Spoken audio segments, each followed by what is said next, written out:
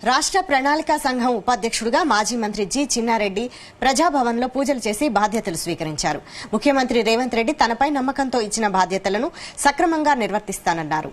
కేసీఆర్ తెలంగాణ ఏర్పాటుకు ముందు ప్రజలకు ఇచ్చిన హామీలను తుంగలో తొక్కారన్న చిన్నారెడ్డి కాంగ్రెస్ ప్రభుత్వం ఏర్పడి 90 రోజులు కాకముందే 4 పథకాలను అమలు చేసిందని కొనియాడారు.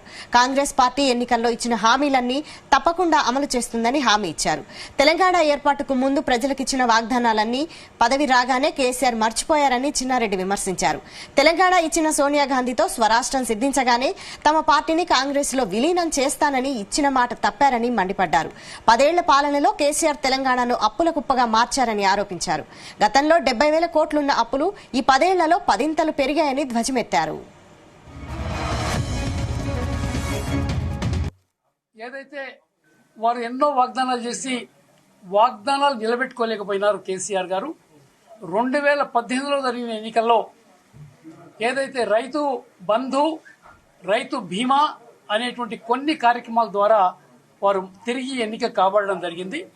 దాని తర్వాత జరిగిన 5 సంవత్సరాల పరిపాలన మనం చూసాం. 3 నెలల క్రితం వరకు ఏమైనా జరిగిందో మనం చూసాం. ఎంత అవినీతి ఈ రాష్ట్రంలో ఉండేది. మనకు ముఖ్యంగా చూసుకుంటే 3 కార్యక్రమాలు. ఒకటేమో మీకు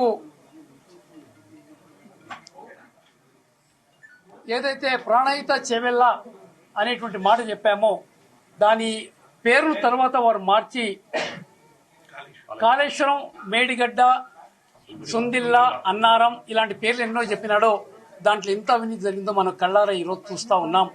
కట్టిన ఒక 3 సంవత్సరాలకే డ్యాం కూలిపోయే పరిస్థితిలో ఈరోజు ఉంది. మిషన్ భగీరథ కూడా చాలా అవినీతితో కూడుకున్నటువంటి కార్యక్రమం. దానిపైన ఇంకా ముఖ్యమంత్రి గారు మేము ఒక సిఐడి ఎంక్వైరీ చేస్తా ఉన్నాము, అవసరమైతే సిబిఐకి అప్పచెప్తాం అనేటువంటి మాట కూడా వారు చెప్పడం జరుగుతూ ఉంది.